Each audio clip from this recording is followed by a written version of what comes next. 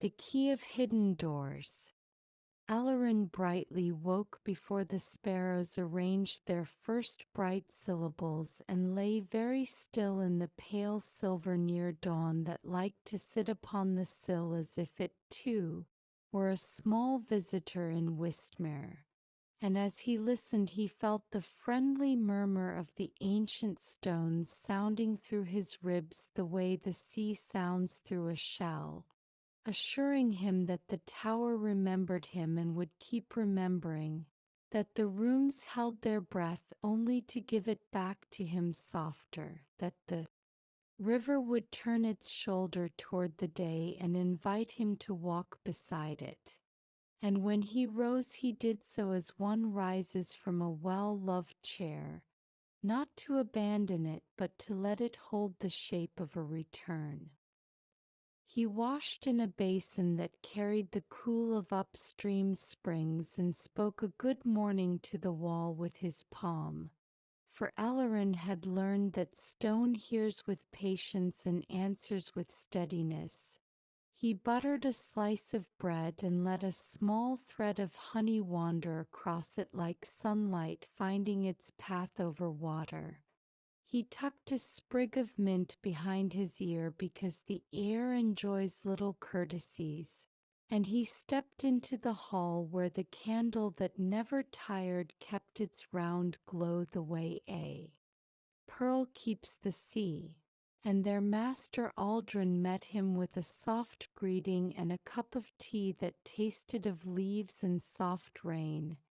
And in the elder's eyes Elorin felt the surety of a lesson not yet spoken. Today the tower smelled faintly of warm wood and orchard wind. Today the stairs seemed to lean toward his feet as if offering their backs. Today the inward compass that sometimes slept quiet in his chest sent the gentlest warmth along his breastbone and asked him to notice the simplest of things with a care that felt like the first prayer ever prayed. He crossed the threshold and the morning opened like a book without crack or strain. The orchard polished its green. The river practiced silver in a long, slow line. The grasses held dew as if holding small promises for late rising bees.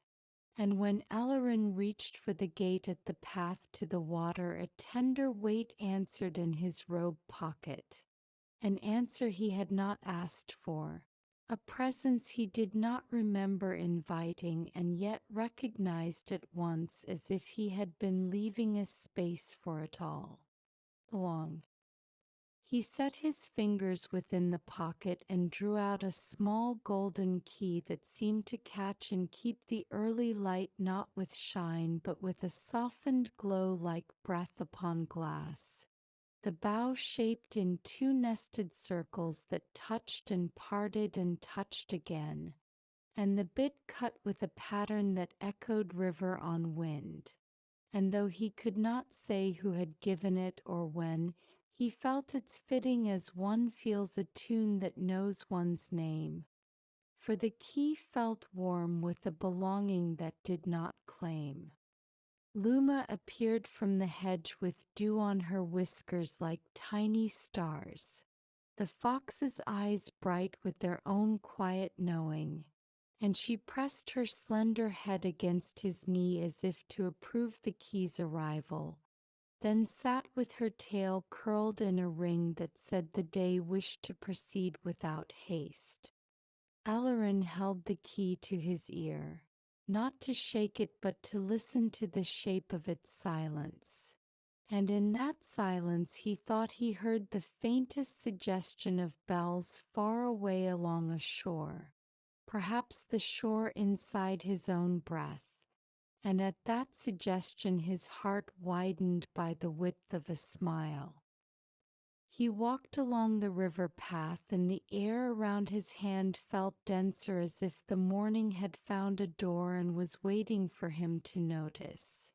And when he lifted the key, the light bent as water bends when a leaf touches it, and a shimmer stood in the air in front of him like heat above a summer road, though the morning was cool.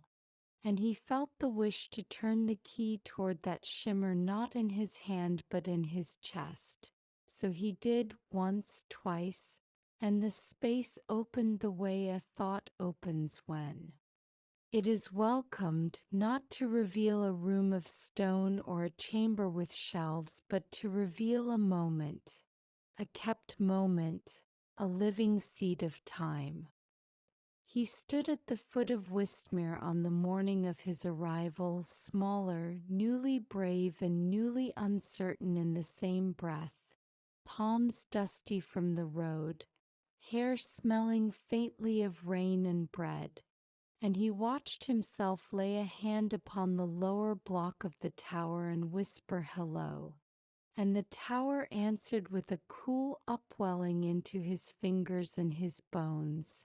And Elorin felt it again, felt that first touch, and he let the feeling flow through the present as a river flows through many villages and still as one river.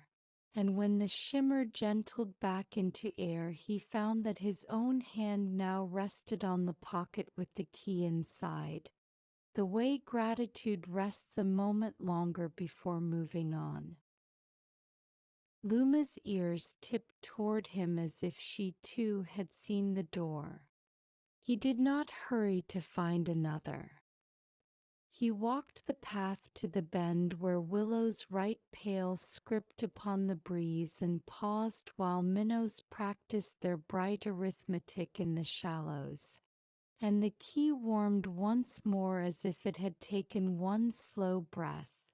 And when he turned it toward the water, he stepped into the afternoon of the candle-maker's shop with its rows of sleeping suns and its shelves of winter butter. And the old artisan's voice moved along the benches with the cadence of someone who has measured patience by hand. And young Elorin listened as a wick became a road and a flame became a traveler whose steps must be neither too many nor too few. And the scent of beeswax and cool linen folded itself into him and folded back out of the door into the day, leaving the present smelling for one breath of fields and clean cloth. He laughed under his breath, not because anything was funny, but because something was exactly right. The key did not ask to be used over and over, liked pauses and the kindness of looking around. He walked to the willow swing and let it carry him by a thumb's width back and forth and back again. He tasted the mint he wore because the air had returned it to him. He watched the river throw its light upon stones that could not be bothered by admiration. And then he turned the key not toward a shimmer in the world, but toward the warm space behind his own ribs. A door opened there onto a small room of feeling that he had not visited in some time. The early day when the tower's upper shelves seemed like cliffs and words like birds not ready to land on his hand. And he saw the shape of that feeling as a little bird puffed against weather, not broken, not in trouble, only needing a palm held near. And he watched himself learning to hold that palm near, learning to carry softness toward himself the way he would carry a sleeping kitten. And the bird settled by increments and became a companion instead of a worry. And he understood that the key could open what the tongue cannot name without the help of looking. He closed the door of that moment with a breath, and the swing agreed with a small, pleased hush. The stare up from the river felt like an old friend leaning his shoulder, and the kitchen felt like a room that had placed another chair at the table because a story might wish to sit down. And Master Aldrin arrived with 2 cups and a plate of pear slices that had chosen sweetness willingly. And they drank and ate and spoke not much, because quiet can be a kind of conversation that does its own work. And when Elorin told of the key, the elder smiled the way a gardener smiles when the seed he planted in autumn appears in spring, and he said that some keys are not given on a day, they are given by a practice, and some doors are not wood or iron, they are moments that ask for respectful entry. The morning drew itself into noon, and the noon into afternoon the way a river lengthens. And Elorin climbed the library stairs with a bowl of lemon water and a cloth and polished the long glass that looks toward the hill and the farther hill. And the glass felt grateful to shine. And as he leaned to the final corner, the key warmed where it rested beside his heart. And he touched it to the pane as if to thank the window. And the pane opened just as a pond opens when a swan decides to enter. And inside that opening he stepped into a day of late summer when children had sat round him like commas, and he had read a tale slowly enough that the spaces between the words were rooms where small ears could rest. And he watched the shyest child lean a fraction, and the fraction became a whole that took its time. And he returned to the lemon fragrance and the clean light with a fullness that asked for nothing more. Later he carried a loaf to the old woman who no longer walked as far as the bakery, and he left it on a plate he had washed and dried because plates enjoy being considered. And at her gate the key warmed again as if a story had lifted its hand. And the door that opened then was not to a street or a field, but to a hallway in her childhood house where a wind harp sang on days when there was no wind because the house remembered so many breezes. And Elorin felt his breath slow as it practiced being a wind harp also, and he closed the door with a bow small enough to pass under without bending. He crossed the green, he greeted the healer with tea made before thirst could become a question. He traced a fingertip along the schoolroom windowsill and brushed away a grain of chalk that had chosen to rest there. And in his pocket the key rested in a piece as if it, too, had learned to take naps. When he reached the Meadow of Shimmering Dreams in the late afternoon, he did not step far in, for he had learned that some work is done by staying on the edge. And the blossoms looked stout and tender at once, and every petal held tiny pictures like breath on glass. Scenes of sleepers adjusting blankets or turning happily into the cool. And the bees traced slow cursive over the heads of flowers as if writing letters to the night. And Elorin set a small stone beside a bending stem, and the whole field answered with a brightness that did not need to be seen to be felt. And he went on. Evening placed its hand upon the valley, and the tower leaned into its silhouette with the easy grace of a tall friend settling into a chair.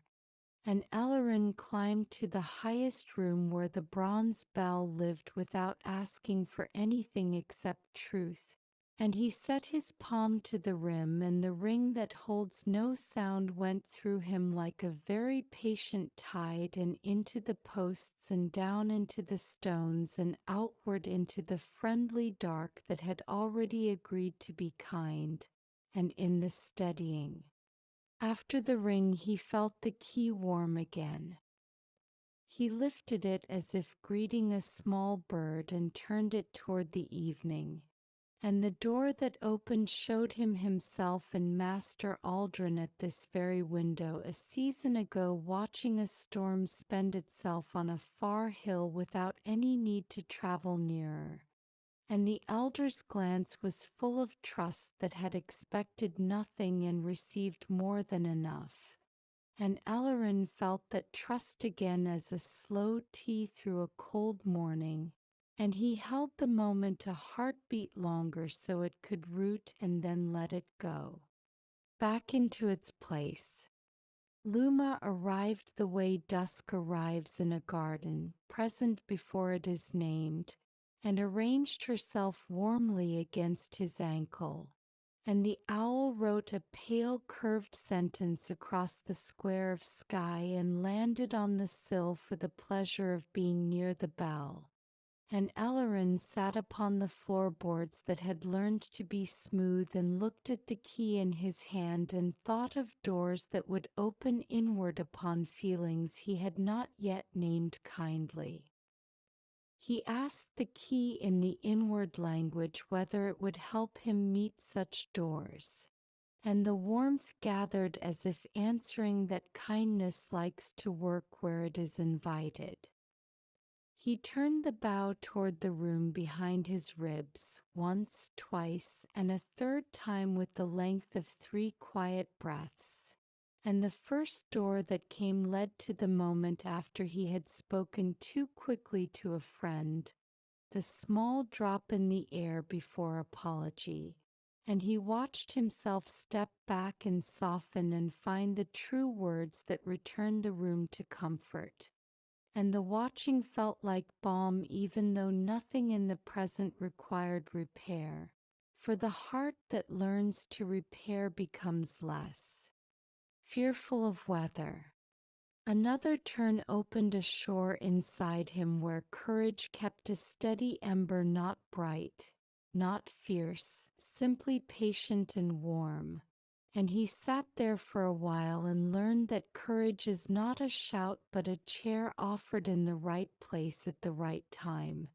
And when he rose, the ember remained exactly as it wished, and that felt proper. A third door opened upon a workshop where kindness keeps its tools. The small oiled hinge, the folded cloth, the cup placed on a windowsill for the first star, the careful listening that does not rush to answer. And Elorin felt the work table in that room belonged to him not as a possession but as a refuge. And he closed the door with gratitude that did not need a word. Sleep arrived like a field after rain without needing to be beckoned, and he went to bed with the key resting on the table beside the traveler light and the candle that never tired, and the 2 flames seemed to bow toward the metal as if greeting a comrade, and all night the tower breathed. And the river turned its shoulder again and again like a sleeper adjusting a blanket. And dreams came through the open window to drink from the bowl left on the sill. At dawn he woke before the sparrows and reached for the pocket where he had placed the key, and his fingers met only cloth. The absence did not alarm him. It felt honest, like the tide at low water that tells stones there is time to warm themselves. He rose, washed, ate, greeted the wall, and stepped into a day that had put on a blue so tender it seemed poured from a cup. And the orchard sent its green to meet him, and the bees composed a small praise in the hedge. And the path to the village invited him as a friend invites one to walk first. On the school porch he found the small carved bird a child had left upon the sill the week before, and he set it upright and adjusted its wooden feet so that it would feel confident.